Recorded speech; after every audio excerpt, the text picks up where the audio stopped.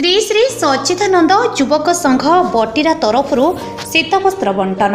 प्रबल शीत को लक्ष्य करी अग्रणी स्वेच्छासेवी सच्चिदानंद युवक संघ तरफ बटीरा बिलसाही रतनपुर अतेई पाइल बालीघाई रामचंद्रपुर और अनुपला ग्राम पाखापाखि 100 ऊर्ध्व गरीब बुढ़ाबुढ़ी मानक कंबल बंटन करागला।